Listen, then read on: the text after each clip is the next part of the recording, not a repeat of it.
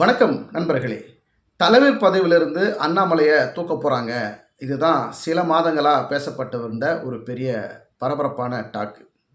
நாடாளுமன்ற தேர்தல் முடிந்ததுக்கப்புறம் அண்ணாமலையை தலைவர் பதவியிலிருந்து தூக்கிட்டு வேற ஒருத்தரை அந்த பொறுப்புக்கு கொண்டு வரணும். நாடாளுமன்ற தேர்தலில் ஒரு தொகுதி கூட பாஜக தமிழகத்தில் ஜெயிக்கலை. அந்த டென்ஷனில் அண்ணாமலையை தூக்கிட போகிறாங்க அப்படின்னு ஊடகத்தில் பயங்கரமான காரசாரமான பேச்சு, சமூக வலைதளங்களில் சரியான பரபரப்பான ட்ரெண்டிங்காக கொண்டு போகிற அளவில் அண்ணாமலை பற்றி அதிரடியான செய்திகள்லாம் வந்துக்கிட்டே இருந்தது. அண்ணாமலையை தூக்க போகிறாங்க, பாஜகனுடைய தலைவர் வேற ஒருத்தர் வர போகிறாங்க அப்படின்னு பல பேர்கள்லாம் அடிபட்டது.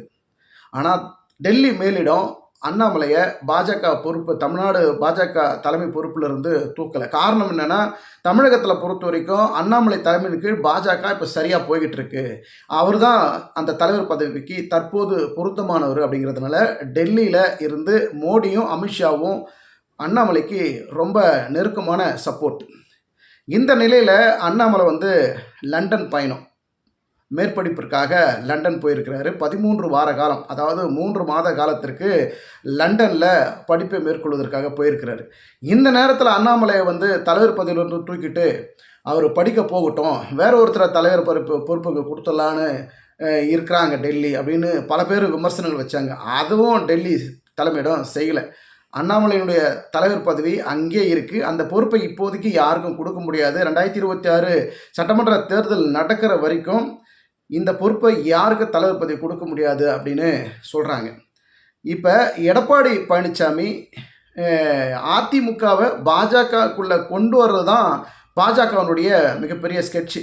அண்ணாமலை தமிழ்நாட்டில் இருந்தால் தானே எடப்பாடி பழனிசாமி யோசிக்கிறாரு, அண்ணாமலை இருக்கிற வரைக்கும் நான் வரமாட்டேங்க அப்படின்னு அடிக்கடிக்கு ப்ரெஸ் மீட்டில் சொல்லிகிட்டே இருந்தார். அண்ணாமலை இருக்கிற வரைக்கும் நான் தமிழகத்தில் பாஜகவுடன் கூட்டணி வைக்கவே மாட்டேன்னு அவர் மறைமுகமான பல்வேறு பேட்டிகளில் அவர் சொல்லிக்கிட்டே இருந்தார். ஆனால் இப்போ லண்டன் போயிட்டார் அண்ணாமலை. இந்த சூழலில் எடப்பாடி பழனிசாமி கிட்ட பாஜகவில் அதிமுக கூட்டணி வைக்கிறதுக்கு பேச்சுவார்த்தை நடப்பதற்கு வாய்ப்பு அதிகமாக இருக்குது. இப்போ தமிழகத்தில் ராஜா தலைமையில் ஒரு மாநில ஒருங்கிணைப்பாளர் குழு போட்டிருக்கிறாங்க. அதில் ஒரு 8-9 பேர் கொண்ட ஒரு குழுவில் ராஜாவை தலைமை தாங்கி இந்த ஒருங்கிணைப்பாளர் குழு போட்டிருக்கிறாங்க. இப்போ அண்ணாமலை கிட்ட என்னென்ன ட்விஸ்ட்டு, அண்ணாமலை கிட்ட என்னென்ன காரஞ்சாரமான விவாதங்கள், எடப்பாடி பழனிசாமி அவர் சார்பாக ஜெயக்குமார்லேருந்து, கேபி முனிசாமியிலேருந்து, ஆர்பி உதயகுமார்லேருந்து, செல்லூர் ராஜிலேருந்து யாரெல்லாம் எடப்பாடி பழனிசாமி சார்பாக அண்ணாமலை தொடர்ந்து விமர்சனம் பண்ணி தாக்கி பேசினாங்களோ அதற்கெல்லாம் இப்போ வாய்ப்பே கிடையாது. எடப்பாடி பழனிசாமி இப்போ டென்ஷன் குறைந்திருக்கிறார். இப்போ பேச்சுவார்த்தை கூப்பிட்டா எடப்பாடி பழனிசாமி சம்மதிப்பார் அப்படின்னு இப்போ ராஜா டீம் அதிமுக பாஜக கூட்டணிக்குள்ளே கொண்டு வருவதற்கு முயற்சிகள் மேற்கொள்கிறாங்க. ஆனால் அண்ணாமலை இல்லாத ஒரு சூழலில் எடப்பாடி பழனிசாமி பாஜக கூட்டணி வைப்பதற்கு பேச்சுவார்த்தையில் ஈடுபடுவாரா? எப்படி இருந்தாலும் 3 மாதம் படிப்பு முடிச்சுட்டு திரும்பி இங்கே தானங்க வந்தாகணும் அண்ணாமலை. அப்போ மீண்டும் அவர் தானே தலைவர். அப்படிலாம் கிடையாதுங்க, 3 மாதம் கழிச்சு பார்க்கலாம். அப்போ அண்ணாமலை தொடர்ந்து தலைவர் பதவியில் தொடர போகிறாரா, இல்லை வேறு யாராவது தலைவர் பதவிக்கு வரப்போகிறாங்களா அப்படிங்கிறதெல்லாம் அப்புறம் பார்க்கலாம். இப்போதைக்கு நீங்கள் கூட்டணிக்குள்ளே பேச்சுவார்த்தைக்கு வாங்கன்னு நம்ம தமிழகத்தில் உங்களுக்கு எதிரி திமுக, எங்களுக்கும் எதிரி திமுக, நம்ம 2 பேரும் ஒன்று சேர்ந்தால் திமுகவை வீழ்த்தலாம் அப்படிங்கிற திட்டத்தில் அதிமுக பாஜக கூட்டணி பேச்சுவார்த்தைக்கு எடப்பாடி பழனிசாமியை மறைமுகமான பேச்சு தொடர்கிறது. மறைமுகமான மட்டும் இல்லை, இன்னும் ஓரிரு நாட்களில் எடப்பாடி பழனிசாமி தொடர்பு கொண்டு பேசுவதற்கும் பாஜக சார்பாக ரெடி ஆகிட்டு இருக்கிறாங்க தகவல் வருது. எடப்பாடி பழனிசாமி பாஜகவில் கூட்டணி வைப்பாரா அப்படிங்கிறது ஒரு கேள்வி தான். எடப்பாடி பழனிசாமியினுடைய நோக்கம் எல்லாம் என்னன்னாக்கா, திமுக, அதாவது முதலமைச்சர் ஸ்டாலின் அவர்கள் திமுக தோத்துச்சுன்னா முதலமைச்சராக ஸ்டாலின் இல்லாமல் போனால் நம்ம தானே முதலமைச்சர், அப்போ நம்ம தானே ஸ்ட்ராங்காக இருக்கிறோம் தமிழ்நாட்டில் அப்படின்னு எடப்பாடி பழனிசாமி நினைக்கிறார். இதுதான் எடப்பாடி போடக்கூடிய மிகப்பெரிய தவறு. ஏன்னா இப்போ 2026 சட்டமன்ற தேர்தல் மிகவும் கடுமையான போட்டியாக இருக்கும், 5 முனை போட்டியாக இருக்கும். இப்போ ஏற்கனவே எடப்பாடி பழனிசாமி பல தேர்தல்களில் தோல்வி விட்டுருக்கிறாரு. வருகிற சட்டமன்ற தேர்தலையும் போட்டியிட்டு தோல்வி அடைந்தால் அதிமுக 5வது இடமா 6வது இடமா எங்கே இருக்குதுன்னு தேடி பார்க்கக்கூடிய அளவில் ஒரு சூழல் ஏற்பட்டுரும் அப்படின்னு பொதுமக்கள் எல்லாம் அஞ்சுறாங்க. அதிமுகனுடைய தொண்டர்களுக்கும் இது ஒரு சோகமான வருத்தமான செய்தி தான். இது எப்படி எடப்பாடி பழனிசாமி சரி கட்ட போகிறாருன்னு பார்த்தா, இல்லைங்க நான் தாங்க முதலமைச்சர், அதிமுக தாங்க ஜெயிக்கும், நீங்கள் வேணால் பாருங்கள், எனக்கு மிகப்பெரிய பலம் இருக்குங்க அப்படின்னு ஒரு பெரிய மாஸ் காட்டுற அளவில் எடப்பாடி பழனிசாமி இருக்கிறார். ஆனால் கொங்கு பெல்ட்டில் பொறுத்த வரைக்கும் அண்ணாமலைக்கு மிகப்பெரிய ஒரு செல்வாக்கு, ஒரு வலுவான கட்டமைப்பு வந்து கொங்கு பெல்ட்டில் கோயம்புத்தூரில் இருக்குது. அதே போல் பார்த்தீங்கன்னா சிறையில் இருந்தவரே வந்து செந்தில் பாலாஜியும் அங்கே மிகப்பெரிய ஒரு ஹேண்டில் பண்ணுறாரு கொங்கு பெல்ட்டில். ஸோ இப்போ 2 பேருக்கும் அங்கே ஒரு மிகப்பெரிய ஒரு செல்வாக்கு இருக்கிற பட்சத்தில் எடப்பாடி பழனிசாமிக்கு மிகப்பெரிய அளவில் அந்த இடத்துல செல்வாக்கு இல்லை, குறைஞ்சி தான் இருக்குது.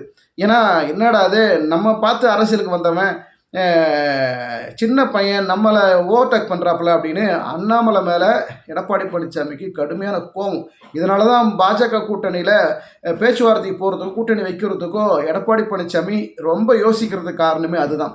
இங்கே முட்டுக்கட்டையாகவும் தடையாகவும் தடங்களாகவும் இருக்கிறது அண்ணாமலை தான். ஆனால் டெல்லி தலைமை வந்து அண்ணாமலை விட்டால் வேறு யாரும் நமக்கு செட் ஆக மாட்டாங்கன்றதுனால தான் அண்ணாமலை வந்து அந்த பொறுப்பில் வச்சிட்ருக்குறாங்க. ஸோ இப்போ அண்ணாமலை தமிழ்நாட்டில் இல்லை, அவர் லண்டன் படிக்கிறதுக்காக போயிருக்கிறாரு. இந்த சூழலில் எப்படியாவது காம்ப்ரமைஸ் பண்ணி எடப்பாடி பழனிசாமியை அதிமுகவினுடைய ஒட்டுமொத்த நிர்வாகிகள்கிட்டலாம் பேசி பாஜகவுடன் மீண்டும் கூட்டணி வைக்கணும். அப்போ தான் நம்ம வந்து ஜெயிக்க முடியும், ஆட்சி பிடிக்க முடியும்.